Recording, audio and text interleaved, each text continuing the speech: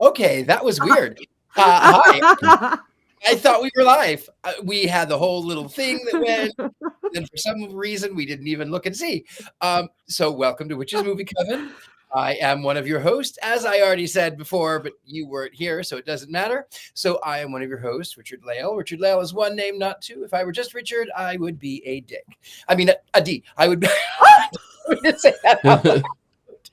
Anyway, with that, Miss Patti Negri is the busiest woman in showbiz. She is the busiest witch around, and she will be flying in and out on occasion as the night progresses. And tonight, we have a real stunner of a film for you.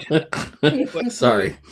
The Conjurer. But before we get into the film, let me introduce my friends, our co-hosts, your friends. First of all, Miss Courtney Buckley.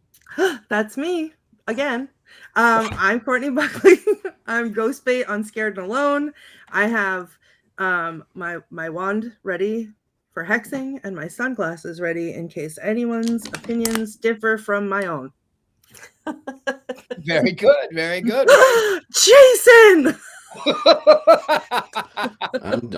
I'm ready tonight. Since Jason, you are there, why don't you go ahead and introduce yourself, Jason Mankey? I am Jason Mankey. I am a harmless drudge and witchcraft author, having written 9 books for Llewellyn over the last 7 years, and tormentor of Courtney Buckley. And I will tell you, Jason, your shirt is tie-dye for. Thank you.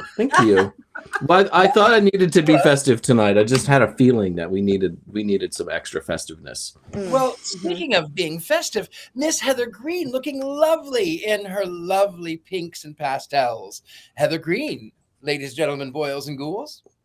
Well, thank you very much. I did, as I was saying before the show started, I have changed some of my colors up based on the wonderful witch Michael Herkes, who has done something called glamstrology to march your astrology to use your astrology to create your signature style. So I've been using that and talking that up because coming from growing up in New York City, this was something that really just rang true with me. So I've been having fun with that. So thank you very much for noticing my new witchcraft, so to speak. I am Heather Greene. I am the author of Lights, Camera, Witchcraft.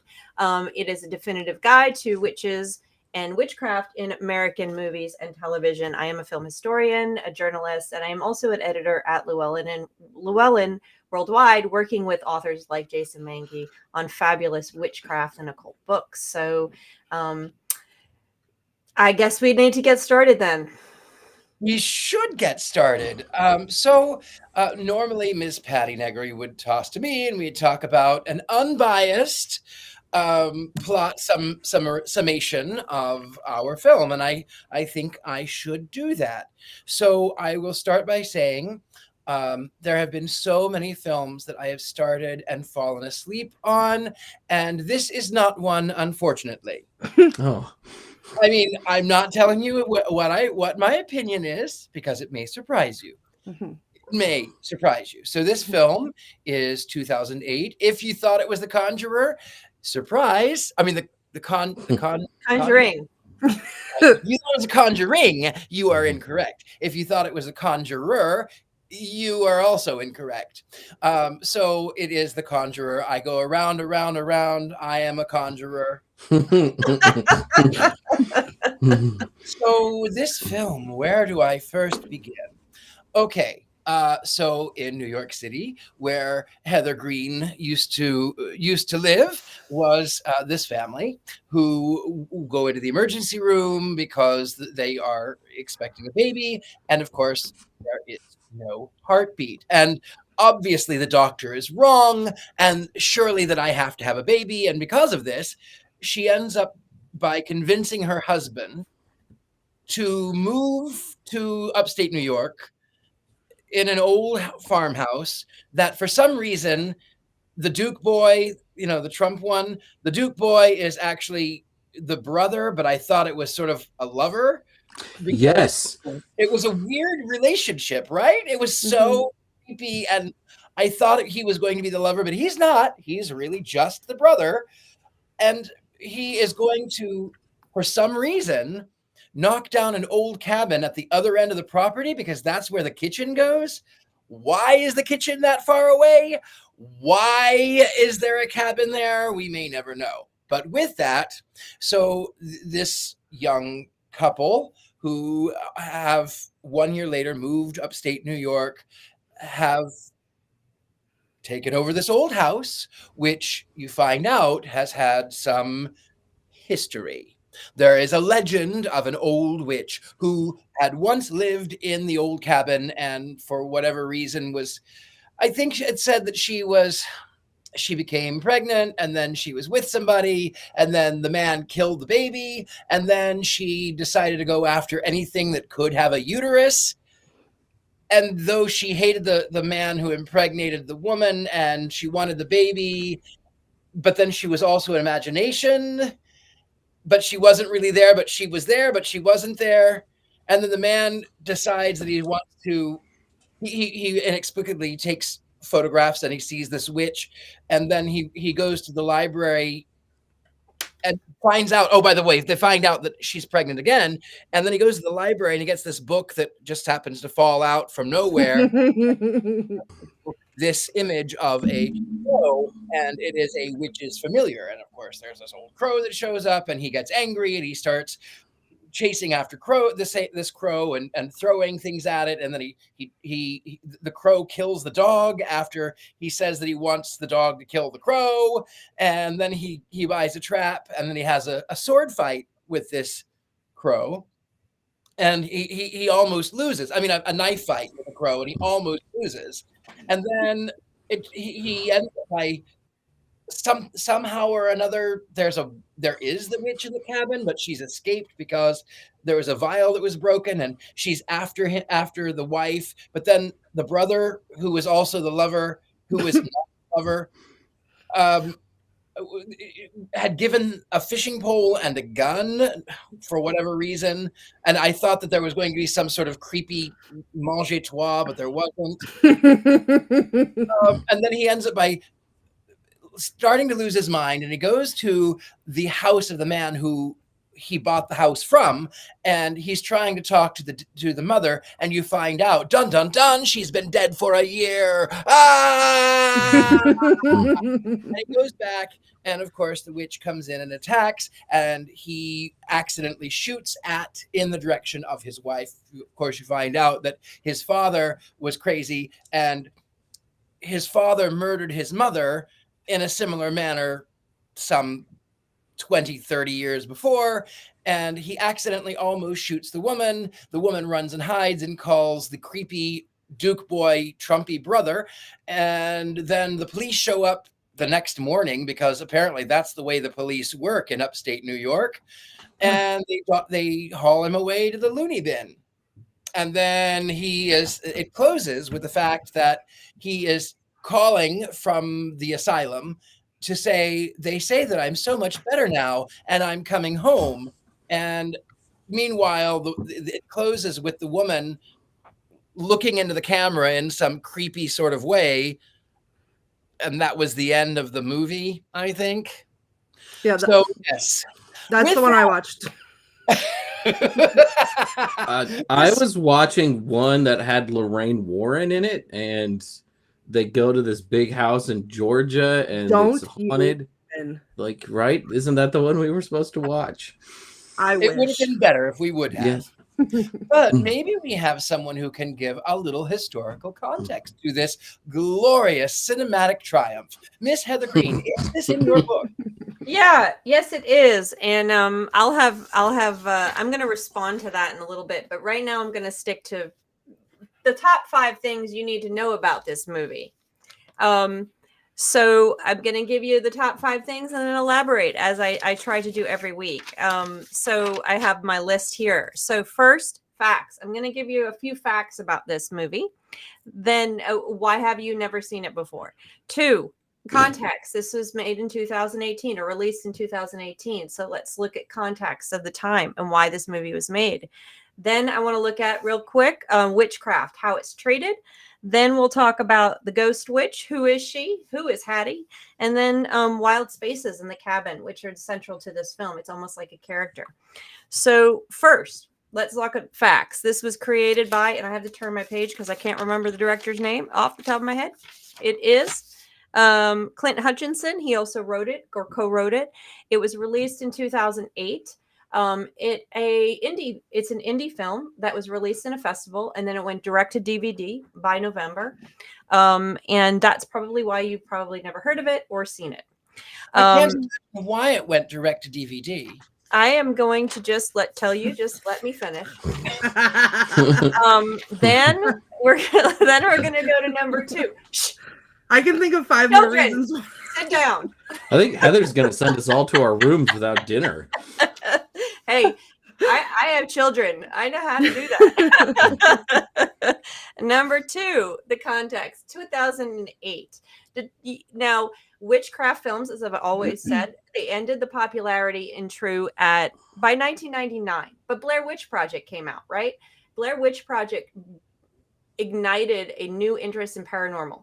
Okay, specifically ghost films, specifically ones that had legend and legend tripping, and of course witches. So this went on throughout the 2000s. There was a huge number of paranormal films, and a lot of them had ghost witches in them. Think of Paranorman. You had The Conjuring was later, but you had Paranorman you had The Woods. More Blair Witch. I mean, there was in TV. There's a ton of them, and this went on throughout even to 2008.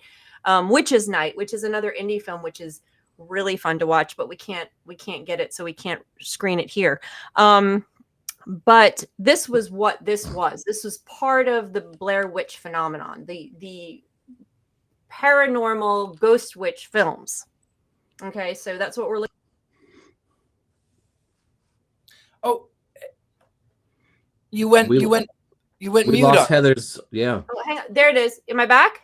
I think you're back. I think the ghost witch was after you. I'm telling you, I didn't touch anything, and all of a sudden, shut me off. I think It's that's the ghost witch. someone. Y'all.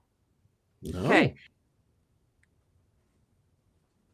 Oh, she's off again. What? This movie is cursed. I'm literally, my hands are right here. I'm not touching anything.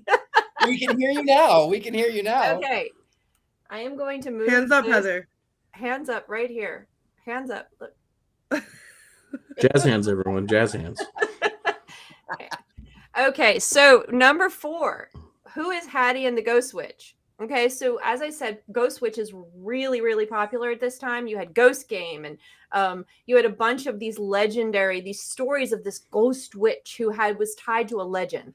Some of them are 300 years old, which ties to what, Courtney? Salem. If they're 300 years old, there's always a Salem element. This is not a Salem element film, although it borrows from the idea. It is this witch Hattie was 150 years old, and it was not New York State. It actually was the South. That's why it's the Civil War mentioned it. Oh, She right. actually she's actually in the South. They call the husband, they call a Yankee. That was the cue that this they had moved south. So Thank you for mentioning that. I wasn't really paying as close attention. and they all had slight Southern accents too, but I don't know exactly where it was. But anyway, so this ghost witch is borrowing from a legacy. Not only some of it, but even so, it ties to Salem, because this ghost witch and a lot of these ghost witches starting at this era were women who were somehow wronged. There's a lot of them. They were wrong somehow. It wasn't just that they were coming back for revenge and they were satanic, like in the 70s ghost witches. These were actually women who were wrong. This witch moved onto this property, and she was impregnated by this rich landowner who then didn't want to show her or this child, killed the child, and then had her killed as a witch. This is a common story. This dates back to Hawthorne. So this story goes back to Hawthorne's tale, Feathertop, and a lot of his work. And of course, Hawthorne grew up in what city? New York City. So it does tie to Salem in that way through Hawthorne. But this is a Hawthorne-esque tale. And the ghost witches at this time really have that. And witches going forward from this point on really have that. This idea that the witch is someone who has been a woman abused and scorned and killed for wrongdoing. So that is actually a lecture I'm going to be doing at Mystic South, but that's another point. Now let's talk about witchcraft real quick. Witchcraft in this film is designated as not evil, not satanic. In fact, she's called a natural, what does they say she does? She does natural arts. They don't call her a witch. It's the artist. It's the Yankee that calls her a witch first. She's a conjurer. She performs the natural arts. My sense is the original Hattie was actually a granny, an Appalachian healer. And that's what she was until this encounter with this landowner that impregnated her and then killed her child, et cetera, et cetera. So that's sort of what they were building towards. Is it perfect representation of witchcraft? No, but it wasn't supposed to be Wicca in this case. They kind of, because it was 2008, they didn't go full on satanic evil witch. They kind of did this healer thing and then kind of played into the normal paranormal witch thing that you see with a lot of these films. And then finally, wild spaces. The cabin is a wild space. It's adjacent to the woods. Think about The Witch, the movie The Witch. Witches and wild women are always linked to magic, mystery, danger. And you see this repeated over and over, specifically in these movies, especially in the horror movies, especially in the witch horror movies and ghost movies. Look at, again, Ghost Game and The Woods. And a lot of the movies at this time, there's an episode of Bones that does it. There's always this Blair Witch Project. There's always this connection between the wild wood and the witch. And that is what this film is doing. This is all of these things are happening within this story. And that is a little bit of facts and figures and fun themes and film nerdy stuff from this film. So I will let it go and then I'll give you my opinion in a little bit. Speaking of wild witches and wild women, Miss Patti Negri says, "Hi, Coven family. Missing you. TV crew is leaving. And though I didn't see the movie, lucky you, Miss Patti Negri. I will say hi in a bit just because I miss you." So yes, Miss Patti Negri in the comments. With that, those of us who did watch this movie, I'm certain there might be some opinions. Who would like to start their opinions? Miss Courtney Buckley, you look like you have things to say. I can't hold it back any longer. Listen, I am so sick of coming on this show and complaining about movies that every time I sit down, I'm like, you know what? This is going to be the one. Even if it's bad, I'm going to love it because like Love at Stake was the last one I liked. And there was a while in between, but I was like, I could not figure out what was happening. First, the movie starts and it looks like it was filmed on a potato. Or yes. on the flip, what was that? Then, as we all know, my job here, my one job is quotes. This script was written by a drunk 12-year-old, and there is not one quotable line in the whole movie. It was like a corn movie without the boobs and butts. It was like the plot was just not there. There was no dialogue. It was like the same dialogues the whole time, and the only exciting part was the knife fight with the crow that I got a little thrilled by, but everything else, he goes into the cabin and there's a vine with teeth. Why? The vine bit him with a tooth and then it was infected for the rest of the time. Please have it lance, get it drained, move on. Okay. I can't. Then he sees the boy in the woods, right? And you think for 1 second it's going to be a ghost boy. Not me, because I was like, that boy is wearing a camouflage shirt in the woods. Okay? He is actually wearing camouflage in the woods. There's no way that this movie can sink low enough to have the ghost wear camouflage. And I was right. So I was excited about that. But then, they killed the dog for no reason. That dog, first of all, I didn't even know they had a dog. That was a surprise. The dog just showed up. The brother lover, please. It took me, that's the only reason I started paying attention to the movie, because I was trying to figure out what they called him. Because I was like, can't be your dad, right? Why is he holding her waist like that? This is uncomfortable to watch. And then I was like, oh, just like Richard-Lael, I thought, maybe there's going to be, it is a softcore, so maybe there's going to be a little action between the three of them. And then I will have something to look at. And no, also that didn't happen. So I don't know. It was just like he like the frothing at the mouth, like he was just getting hysterical the whole time. This like main guy, whatever he was doing, it was the wildest thing I've ever seen. And it was the whole thing was so poorly acted that it was like it was painful. It was absolutely painful to watch. And I think the premise was great. I love the wild space thing. I love the cabin that is its own character. Like it had such potential to be really, really cool. And there was no script. So surprise, I have no quotes tonight. None. Because there was not one quotable line. Unless you want me to do Rah! Because that was like the only other thing that happened was weird screaming for no reason. So that was incredible insight, Ms. Courtney Buckley. Mr. Jason Mankey, what do you have going on underneath those golden locks of yours? I cannot get over Courtney saying this movie was filmed on a potato because there was like a weird, whoever filmed this, it just looks weird the whole way through. Like it's not quite professional. I mean, sometimes I felt like I was watching one of our YouTube special sort of movies.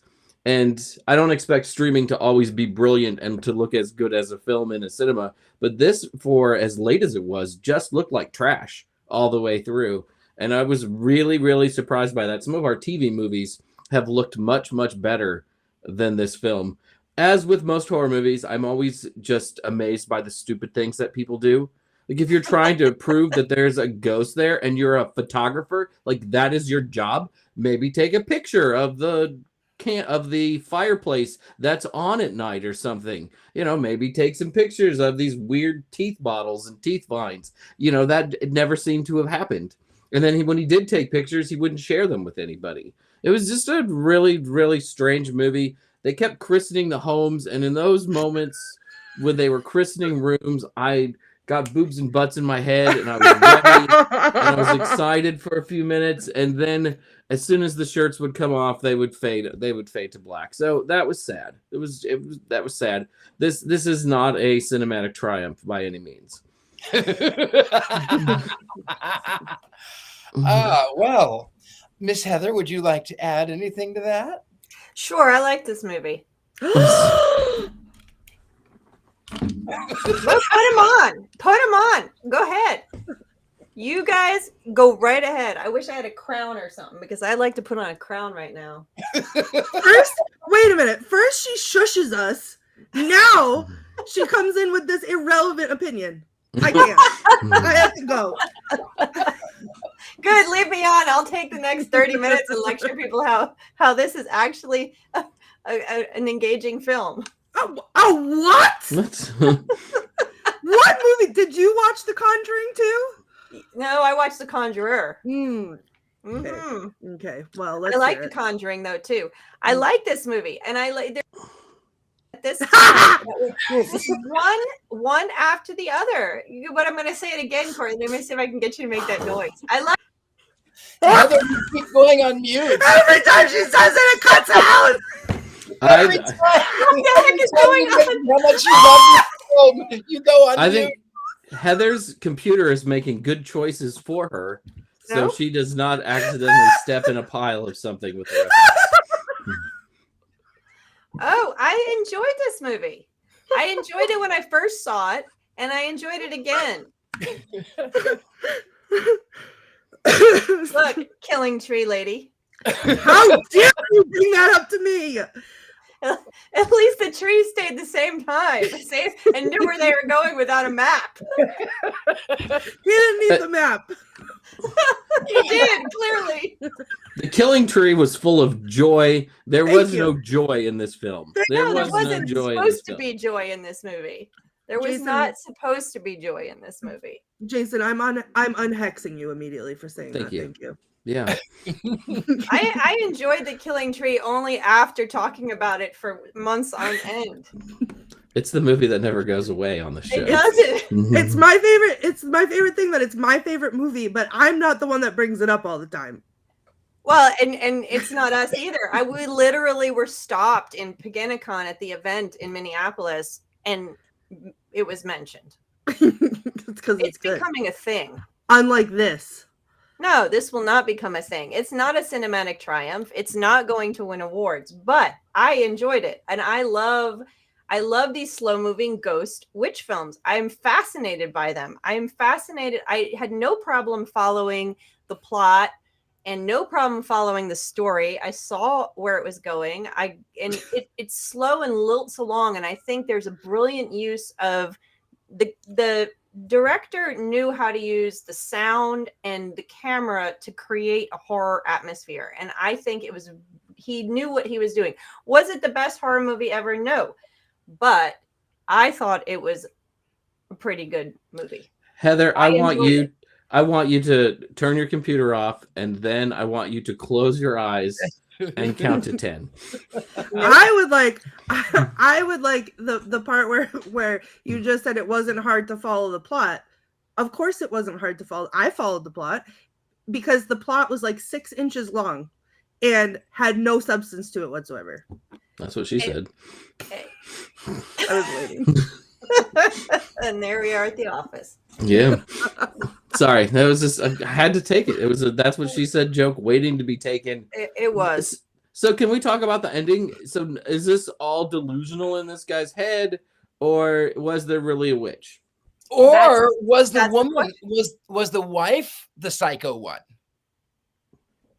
Was the wife did she snap when she had the first miscarriage?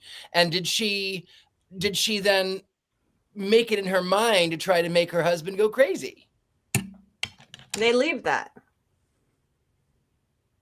Yeah. I felt like they were trying to do some sort of Sixth Sense thing at the end, and it didn't really work very well. Like it was the big reveal, and I just didn't think it was clever enough to really warrant the big reveal. I feel like it wasn't, like, for me, I see where all of these directions come from. But for me, I feel like it wasn't, there was not enough brain cells to do that. And it was just that, like, she looks up from the thing and, she's the witch. Like, she's possessed by the witch now. The witch got her. She finds the ring, the crow drops the ring, and then she puts on the ring. And it is after she puts on the ring that she suggests saving the cabin and not actually destroying it. Because up until that point, she says, "Oh yeah, yes, destroy it." Because she was all into building their house over where the cabin was. Oh, we'll just destroy the cabin. Oh yeah, let's do that. Then she's building her garden, and then the crow drops the ring, and she puts on the ring. And now all of a sudden she doesn't want the cabin destroyed. And she said, "Oh, I thought you wanted to get rid of the cabin when we build our new house." No, she doesn't want the cabin. Let's keep the cabin. Let's stay here.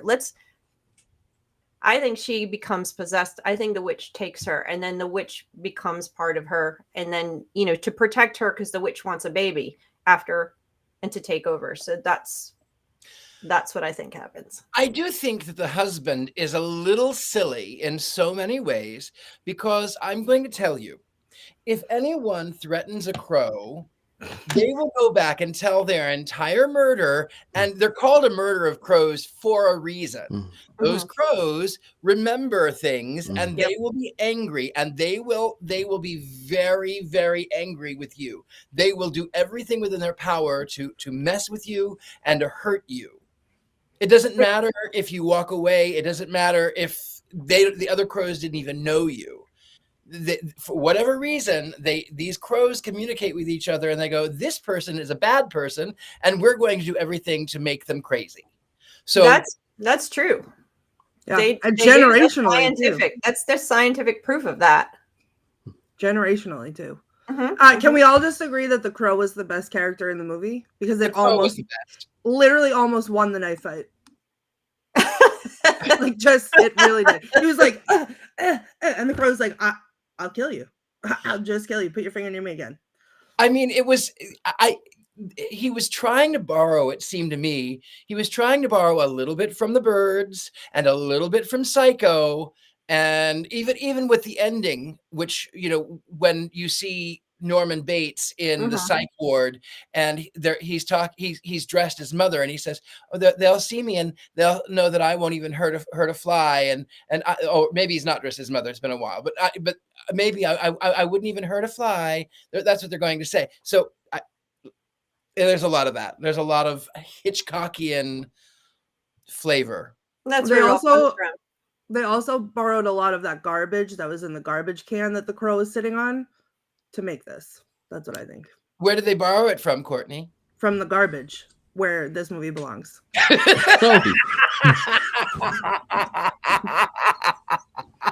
Oh my goodness. I don't even know. You guys watched a different movie than me. Maybe That's not then, clear. Miss Heather, maybe you can maybe the same way that we all didn't like Killing Tree, and now we still don't like Killing Tree, but we love Miss Courtney. Maybe you can explain to us a little bit. Tell us a little bit why it is so special. Tell us why it's so good.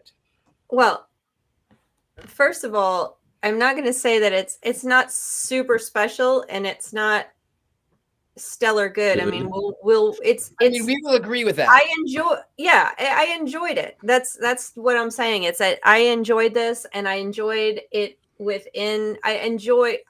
it's hard for me not to like a horror film that is in this genre. I like them all, and I'm a very I'm sorry, the comment. I just watched Godzilla versus Kong, and let me just tell you that probably colored this because this movie is way better than that. yeah, what? Absolutely not.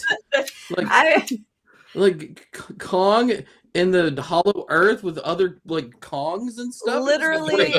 Then giant monsters are fighting giant monsters. There were no giant monsters fighting giant monsters in this movie. Giant monsters fighting giant monsters always tops everything. Yeah, there were monsters in this movie. There was a ghost witch. I love the ghost witch as a monster. But there she is didn't fight no way Godzilla? that ghost witch would just end Kong, Godzilla, and Mothra in one thing. Although I did like Mothra. Either way, this movie was not that bad. It wasn't that good either. No. It's not. I'm not going to try to convince you, because that's not my nature. You are allowed your opinions. That is, and you are allowed your opinion. And that's right.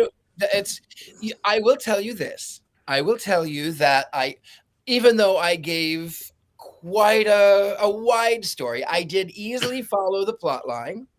I did easily follow it. And I have to admit that the photographer artist fellow reminded me of a very dear friend of mine who is a photographer, but he doesn't deal with ghost witches. So, I there was a little bit of a connection there. I was a little disappointed that it was so softcore porn that it was, corn. It was so very softcore. That you would get to a point where, okay, at least there might be some exciting something, and there's nothing. Even like the fishing rod and then the gun, and I thought, ooh, give me some Shining, give me a little Stephen King here. But see, no. I love the fact that this just lilted along with this haunting. It didn't have anything that super happened. It was all just lilting along, and I love the way he used the cinematic art and used the language. I love the way he used the sound and to create it. I love the way he used the angles of the cameras to suggest what was going on. It was an indie film. Maybe that's what is.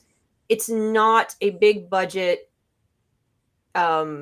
Fantastic in-your-face horror film. It's not going to be that. It's not that film. It's very slow. Now, it's not as artistic as The Witch, which does the same thing much more in a much better way, artistic and powerful way. This is that, but this is in that genre. But I think what's fascinating to me also is that it fits into this genre of films of these witches, and I get really into it in my book because it's fascinating how witches evolved in cinema and in movies at this point to be the oppressed and to be the abused woman.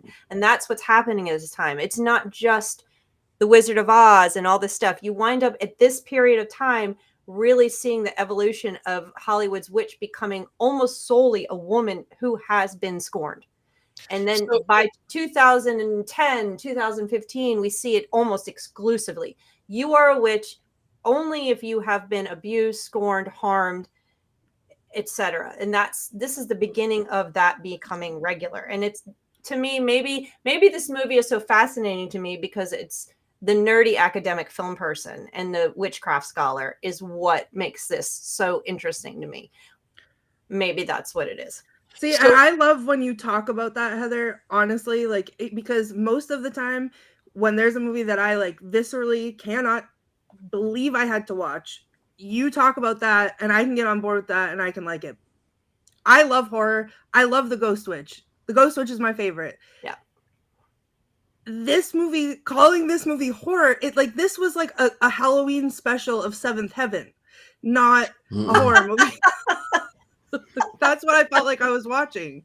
Like it was the same to me. It was the same music every time. The boy who was maybe gonna be a ghost boy for a second would pop up and it would be like, like every time it was the same sound. Like it just, I feel like it being an indie movie. I love indie movies. I think indie movies are great, and usually they're a lot more artistic and pleasing and interesting with their sound and their visuals and everything else. And there were some good ones. I liked the pictures that he took. Like I thought those were really pretty to look at. But like it just, the premise was there and nothing else was. Like the acting was terrible. It was hard to watch because not because it was hard to understand, but because it was just like, I feel like I could go into my school and my students could do better. And they're little. Like they could have acted it better. But I don't know. I love when you nerd out though about the where it stands in witch history, because it's a good reminder that even though we're sitting here bashing it as it deserves to be, it's important. It is important. And it's, you know, I don't think it's a bad film. I think it's actually a pretty good film, just overall compared to, there's many other bad films that I have that I will watch. But if you look, what was that? Oh no! What? Like, you know what? The Witch from the Sea, not The Witch from the Sea. Film it cinematically, this is not a bad film in my mind at all. I don't think the acting was that bad. I've seen a lot worse in terms of cinematic quality as well as acting, but this but the key to this one is where it fits in, and I think it's super interesting. I'm serious. If you love this type of film, look at my book at this period of time and you will see a ton of them. I mean, and there's some of them are so bad. I was confusing this one with another film. I thought this was the one, what's it called? It's not Tooth Fairy. There's two Tooth Fairy movies at this time. Both of them, again, ghost films with legends, right? And one of them has this the guy is leaving the house. He takes his shirt off. It's at night, and he decides to go into the shed where there's a wood chipper. And I'm screaming at the television, "Don't do this, a horror film. Why are you going into?" I thought that was this film. This film doesn't have any of those moments. And I think that's what it sounds like you guys are missing, is those moments of the man going into the wood chipper and the ghost film chopping him up. I don't need violence. I just need something to happen. I guess there were two small jump scares throughout the film, but that was pretty much it. I mean, he would just kind of, look at the cabin or the shed in the back of the house and be freaked out. And then he'd go look around and there was nothing there. And then he would kind of be more paranoid and delusional about things. I don't know, it just didn't really seem to add up to 90 minutes of movie for me. I expected something else to be there. It felt really incomplete.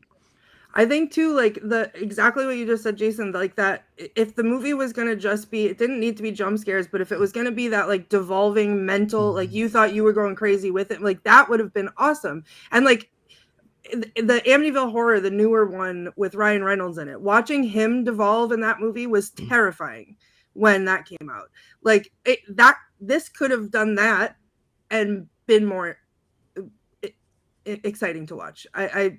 I don't know. I think Jason, it sounds like what you guys are saying is they didn't lean into, like, he didn't lean into some of these. He had a good premise, but he didn't lean in hard enough into some of what he was doing to make it striking. Yeah. And I didn't have that problem with it, but that sounds like what I'm hearing is like he just didn't lean into the creators didn't lean into hard enough into these ideas they had. They kind of surfaced surface grazed them without that, and who knows why. But again, And I did like it. It looked bad. Like Courtney, this was filmed on a potato, is 100% right. And horror movies traditionally do not have large budgets.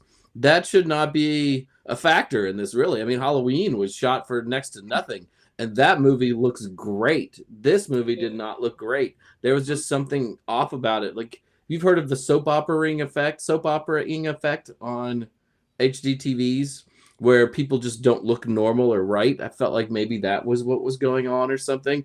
But there was just a real weird graininess to the film, and it looked like somebody's art school project, that felt like the level of budget for this movie. I didn't pick up on that. I thought it was. I didn't have a problem with that at all. It reminded me of the Claire Witch project. I wondered about what Taya Mackenzie was saying.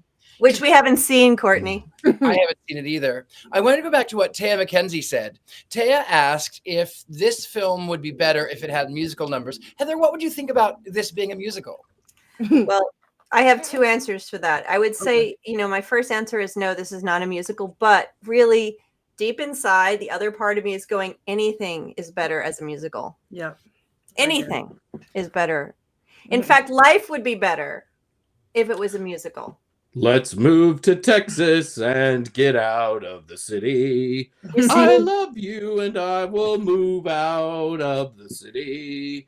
And Exactly. I'll watch you make googly eyes at your brother while he puts his arm around you inappropriately. Yeah, I think we could turn this into a musical pretty quickly. I think Hello, sis, boobs and it's good to see you. I've missed your touch, my little sister. Crow, crow, little crow, get rock, crow. Got a ring in your pocket. I think boobs and butts would have done real well in this movie.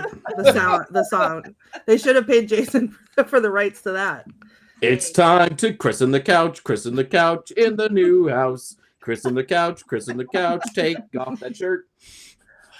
Speaking of which, Anything can be a musical if we try hard enough. It's true. We are moving on. I know normally at this point in the game we would ask if Miss Courtney Buckley has any quotes that she would like to bestow upon us. I'd love to reiterate that this movie was written by a drunk 12-year-old and had no quotable lines whatsoever.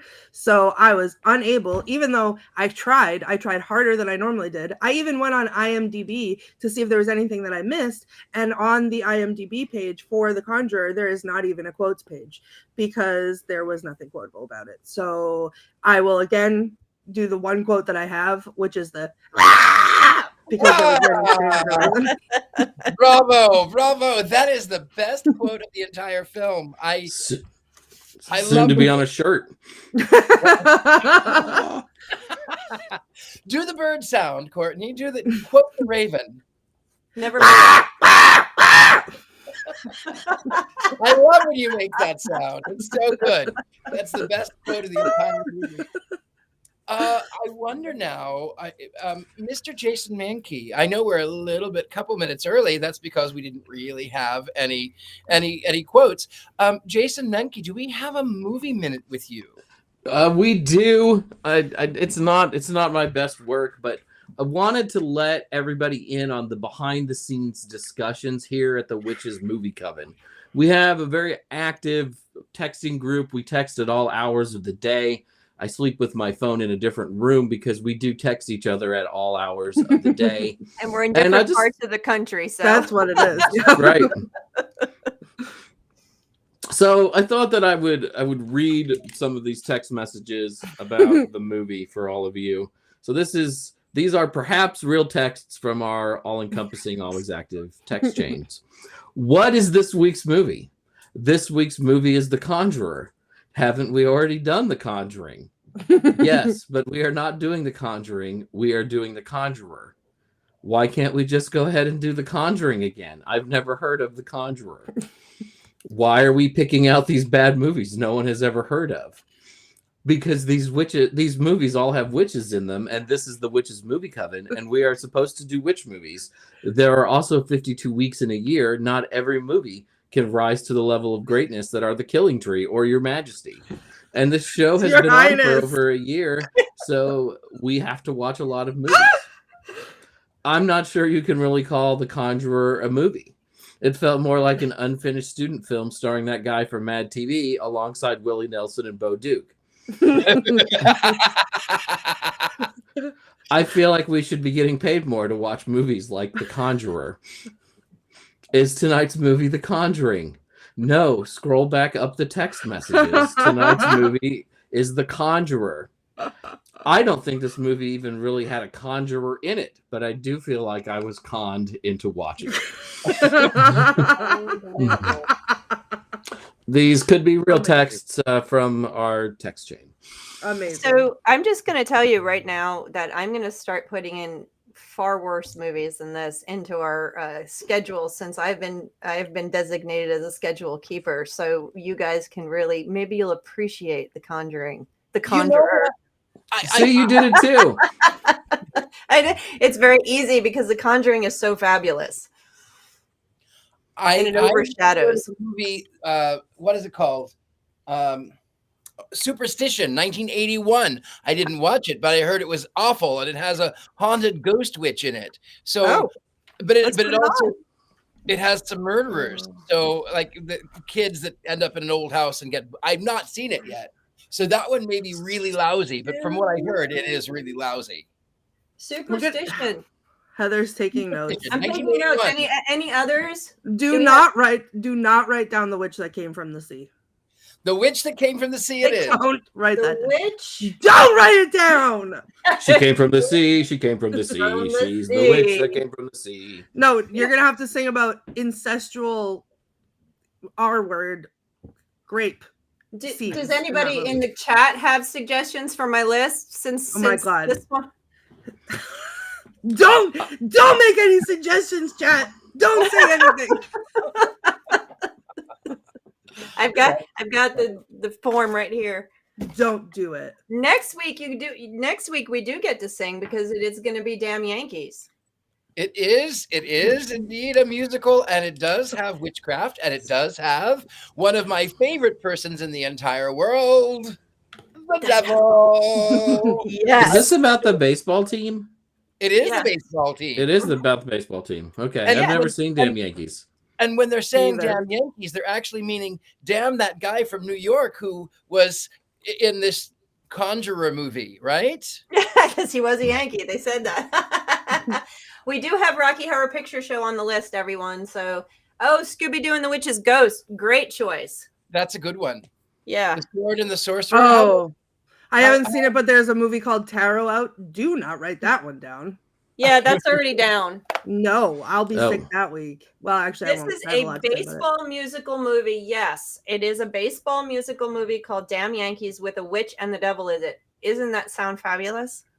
I think it sounds fabulous. Is there any little hint that you can give us about more than just the witch, the devil, and the Yankees? Is there any sort of little thing how would you, Heather, putting you on the spot, how would you sell this Damn Yankees to our audience members to get them to want to watch the movie for next week?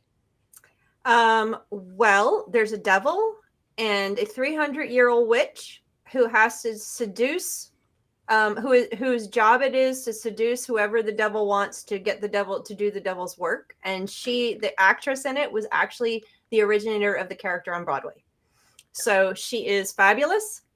And it won awards on Broadway, and it's a musical. And also watch it because next Wednesday is my birthday, and that's why we're doing this movie. Isn't Ted Nugent? Watch it for my birthday. Isn't Ted Nugent and one of the guys from Styx and one of the guys from Night Ranger in this movie? I can't remember the whole cast, but it's a big cast. Yeah.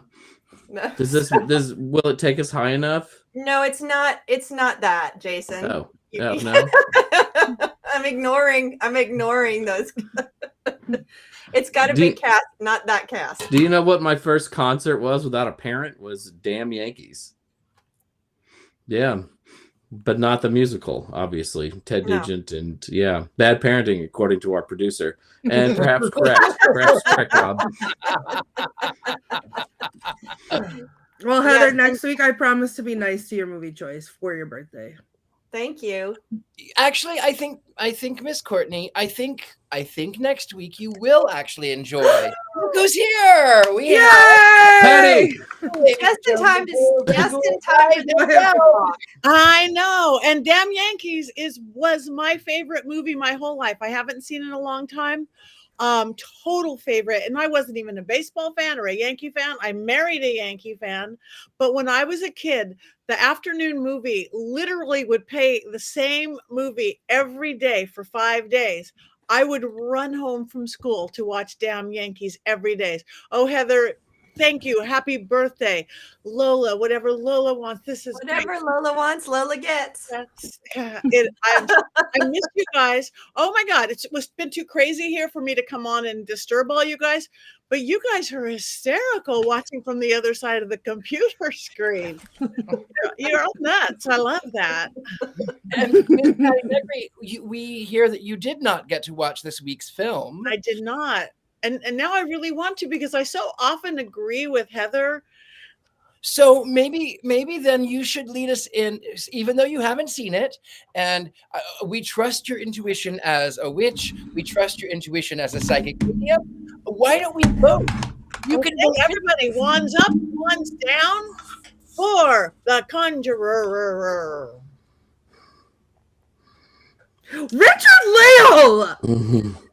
I loved the crow. I loved the crow. I really loved him. I loved the crow. Just to respond to John Maxwell, yes, Damn Yankees, the one with Tab Hunter, Gwen Verdon. Yes, Fosse. I mean, you can't go wrong without Fosse, with Fosse involved. So yes, that is the right movie. Mm-hmm. So it looks like we have wands up, wands down, whatever this is. I'm getting a neutral. I was a neutral this week. Oh my goodness. I got a wands neutral. Well, you know, I think it went in support of you. It wasn't all the way down. It wasn't all the way down. It's neutral in support of your opinions about it. Oh, I got a Robert Hicks. You gave me you have a wands up for this movie like me. Yay. I got one other person on my side. I'm going on your side because of everything you said, Heather, without seeing the movie, because of everything you said. And I often agree with Robert too. So here we go. Okay. Thanks, Alicia. So we have just a few minutes left. Why don't we turn it back over to Ms. Patti Negri, and you can lead us out. You can have us ask whatever you need to do. Okay. Does anybody have anything coming up that they want to do? I have been gone. I've been on the road. I miss you guys madly. Anybody going to be close to Wisconsin this weekend? I'm going to be at Spirits in the Spring. It's a fundraiser at Broadhead Manor, a very spooky old school asylum, one of those. I will be there this weekend. Filming a really fun Discovery TV show right now I can't talk about, but it should be fun when it comes out. How about anybody else? What are you guys doing? Richard-Lael.